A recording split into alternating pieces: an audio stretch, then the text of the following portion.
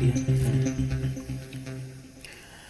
नमस्कार, आप देख रहे हैं खबर झारखंड और मैं हूं आपके साथ राजेश कुमार। बोकारो सदर अस्पताल में इलाज कराने वाले मरीजों को अब जल्द ही आईसीयू और सीसीयू की सुविधा मिलने लगेगी। सदर अस्पताल में 10 बेड का आईसीयू सीसीयू बनकर पूरी तरीके से तैयार हो गया है। सिविल सर्जन की माने तो अस्पताल में बेहतर डॉक्टर की बहाली की प्रक्रिया पूरी हो गई है। सुविधा शुरू होने के बाद गंभीर मरीजों को इलाज के लिए बाहर नहीं जाना पड़ेगा। मरीजों को अस्पताल में ही बेहतर सुविधा दी जाएगी।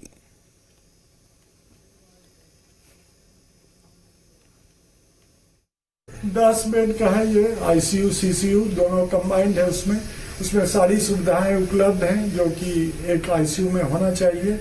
वेंटिलेटर, मॉनिटर, डिफिब्रिलेटर सब कुछ है और हम लोग सिर्फ वेट कर रहे हैं कि जो डॉक्टर जिनकी नियुक्ति की गई है, अभी साक्षात्कार हाल ही में संपन्न हुआ जिसमें एक डॉक्टर का चयन किया गया था सीसीयू के लिए, वो अभी ज्वाइन करने वाले हैं 10। लातेहार जिले के डाल्टनगंज नेतरहाट पथ पर गारू से महज 3 किलोमीटर पहले सत नदिया के पास बारिश के चलते स्थानीय लोगों को काफी परेशानी का सामना करना पड़ता है। नदियों में उफान के चलते लोगों को कई बार अपनी जान तक गंवानी पड़ती है। इस मार्ग पर महज 2 किलोमीटर के अंदर एक नहीं बल्कि 10 नदियां पड़ती हैं। लोगों की परेशानी को देखते हुए मौके का जायजा लिया जी मीडिया संवाददाता ने। लातेहार जिले के गारू और नेतरहाट को जोड़ने वाली सड़क पर हम इस जगह पर खड़े हैं। सतनदिया नदी है, यह गारू से महज 3 किलोमीटर की दूरी पर है। यहाँ बरसात के पानी आते ही लोगों को आवाजाही पर विराम लग जाता है। हम तस्वीरों में दिखाना चाहेंगे कि किस तरह से पानी का तेज बहाव है और लोग काफी उस तरफ पानी का कम होने का इंतजार कर रहे हैं। साथ ही साथ ये पानी का फोर्स इतना तेज है कि लोग बहने की आशंका साफ दिखाई दे रही है। पानी कम होने की अंदाज में ग्रामीण वहां रोड के उस तरफ खड़े हैं और पानी कम होने की प्रतीक्षा कर रहे हैं। और साफ जाहिर है कि किस तरह से इस नदी पर पुल नहीं रहने के कारण लोगों को आवाजाही में काफी परेशानी का सामना करना पड़ता है। और साथ ही यह जो क्षेत्र है अति नक्सल प्रभावित है और लोगों को काफी डर लगता है। साथ ही यह व्याघ्र क्षेत्र भी पड़ता है। यहाँ जंगली हाथी का भी आवाजाही प्रायः लगा रहता है, जिससे लोगों को काफी डर महसूस होता है। संजीव कुमार गिरी, जी मीडिया, लातेहार। खूंटी स्थित रंगरोड़ी कांची नदी में बड़ा हादसा हो गया, जहां नदी में डूबकर 2 युवकों की मौत हो गई। घटना की जानकारी मिलने के बाद एनडीआरएफ की टीम मौके पर पहुंची और शव को निकालने में जुटी। बताया जा रहा है कि दोनों युवक आपस में मेरे और फुफेरे भाई थे और घूमने के लिए आए हुए थे। इसी दौरान नदी में नहाने के दौरान दोनों डूब गए। इससे दोनों की मौत हो गई। मृतक की पहचान रांची के हिंद पीढ़ी के रहने वाले ऋषभ शर्मा और दीपू शर्मा के रूप में हुई है।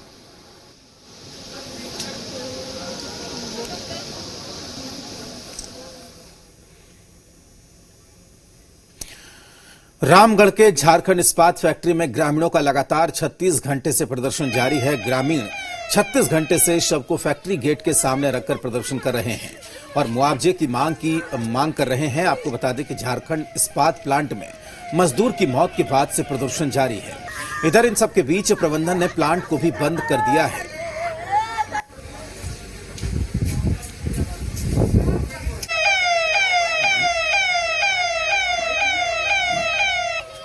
पुलिस आते हैं और धरना स्थल पर बर्बरता पूर्वक लाठीचार्ज करते हैं, लाश को हटाने का प्रयास करते हैं। और हम लोग मांग करते हैं कि झारखंड इस्पात में एक तो न्यूनतम मजदूरी नहीं है, आज भी 210 रुपया दिया जाता है।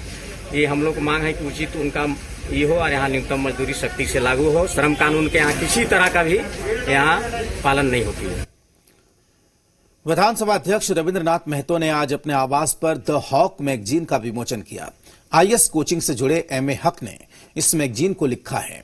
सिविल सर्विसेज की तैयारी से जुड़े हुए छात्रों को इसके माध्यम से ऑनलाइन गाइड मिलेगा। कोरोना संक्रमण को देखते हुए अभी सिर्फ ऑनलाइन मिल पाएगा। संक्रमण कम होने के बाद ऑफलाइन भी उपलब्ध रहेगा। अभी मैगजीन निःशुल्क मिलेगी। निश्चित रूप से हक साहब का ये द हक आईएएस जो ऑनलाइन में इन्होंने कोचिंग शुरू किया है, वैसे विद्यार्थियों को जो सही में इसके योग्य हैं या IAS IPS करना चाहते हैं, उनके लिए बहुत ही मददगार साबित होगा। और सबसे बड़ा बात यह है कि IAS IPS के कोचिंग करने के लिए लोगों को घर से बाहर निकल करके कहीं बड़े शहरों में जाना पड़ता है, ऐसे संस्थानों में जाना पड़ता है। बहुत ऐसे सारे अच्छे मेधा संपन्न विद्यार्थी वैसे जगह पे नहीं पहुंच पाते हैं। इसमें जो सिविल सर्विसेज तथा जनरल कंपटीशन के पॉइंट ऑफ व्यू से जो इंफॉर्मेशन होते हैं वो सारे इंफॉर्मेशन इसमें हम लोग गैदर करते हैं, और साथ ही साथ इसमें हम सिलेक्टेड जो हमारे कैंडिडेट्स होते हैं उनके जर्नी के बारे में भी बात करते हैं कि कोई भी जो चीज़ जो अभी चमक रहा है वो कैसे पहले तपा, और हर किसी को चमकने से पहले तपना पड़ता है। जैसे डॉक्टर कलाम साहब ने भी कहा था कि अगर आप सूरज की तरह जलना चाहते हैं तो पहले उसके तरह सूरज की तरह जैसे चमकना चाहते हैं तो उसके पहले आपको जलना होगा। झारखंड में कोरोना वायरस के संक्रमण का दायरा हर रोज बढ़ रहा है। इस विषय पर जी मीडिया संवाददाता सौरभ शुक्ला ने नेशनल हेल्थ मिशन के अभियान निदेशक रविशंकर शुक्ला से खास बातचीत की। इस बातचीत में उन्होंने कहा कि मार्च महीने से ही कोरोना के संक्रमण पर लगाम लगाने के लिए प्रयास हो रहा है। हाल के दिनों में जांच में बढ़ोतरी हुई है। झारखंड में कोरोना वायरस के संक्रमण का दायरा हर रोज बढ़ रहा है, और इस पूरे विषय पर बातचीत के लिए हमारे साथ नेशनल हेल्थ मिशन के अभियान निदेशक रविशंकर शुक्ला हैं। सर से सीधा सवाल लेना चाहेंगे। सर, जिस तरीके से राज्य में संक्रमण के दायरे बढ़े हैं, कैसे इस पे कंट्रोल किया जाएगा? क्या वो प्लान है जिसको लेकर के आप इस पद पर आए हैं, और कैसे इस पे कंट्रोल करेंगे इस महामारी पे?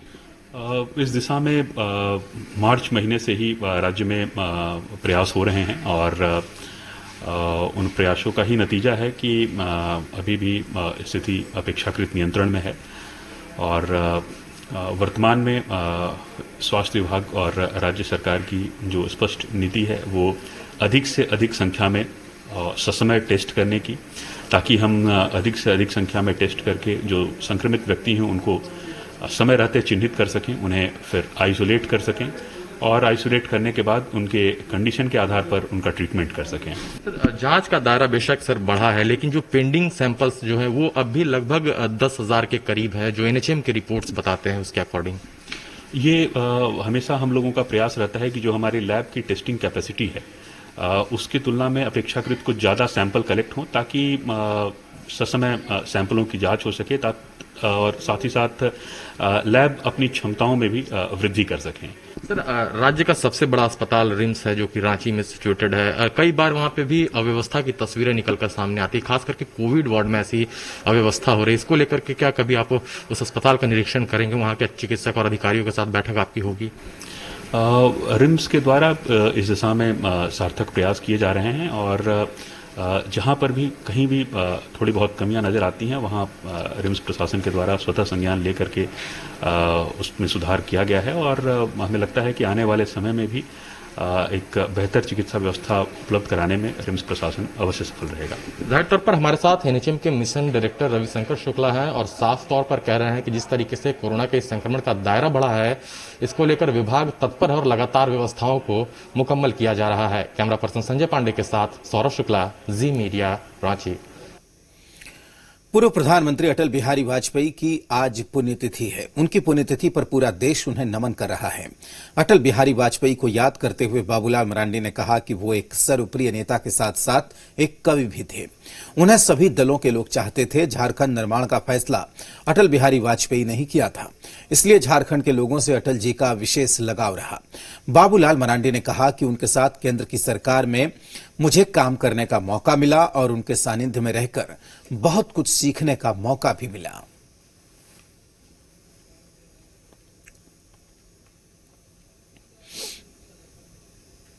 भारत सरकार में भी उनके साथ काम किए हैं। 1998 से लेकर के 15 नवंबर 2000 के पूर्व तक भारत सरकार में एनवायरमेंट और फॉरेस्ट में स्टेट मिनिस्टर रहे हैं, और राज्य बना तो फिर राज्य के हम मुख्यमंत्री भी रहे। तो स्वाभाविक है कि हमारा उनके साथ जो एक संबंध रहा है तो फिर हम। वर्ल्ड क्रिकेट में धोनी युग का अंत हो गया है। इंटरनेशनल क्रिकेट में हिंदुस्तान का पताका बुलंद करने वाले महेंद्र सिंह धोनी ने अंतर्राष्ट्रीय क्रिकेट से संन्यास ले लिया। क्रिकेट के मैदान पर माही का नाम अब तक के सबसे कूल कप्तान में शुमार है। चाहे पाकिस्तान के खिलाफ T20 वर्ल्ड कप का आखिरी ओवर हो, इसमें वो नए नवेले जोगिंदर शर्मा को बॉलिंग के लिए बुलाते हों, या फिर श्रीलंका के खिलाफ वर्ल्ड कप का वो विजयी छक्का, माही का कूल अंदाज और मैच को फिनिश करने की अदा हैरान करने वाली होती थी। अब मैदान पर माही का जादू जमाना मिस करेगा। पहले मैं डिस्ट्रिक्ट के लिए खेलता था, फिर मैंने स्टेट के लिए खेला और फाइनली कंट्री के लिए खेला। कल कोई और आएगा जो मेरे से अच्छा खेलेगा, कल काफी दूसरे लोग आएंगे जो आपसे अच्छा देखेंगे। तारीख 15 अगस्त 2020, वक्त शाम 7:29। ऐलान, कंसीडर मी एज रिटायर्ड।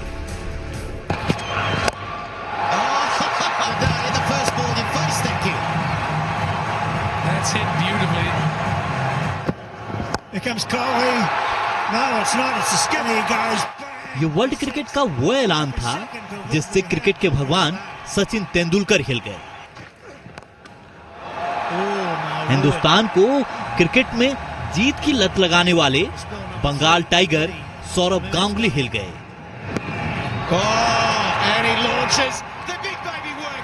नए जमाने के आक्रामक कप्तान विराट कोहली हिल गए।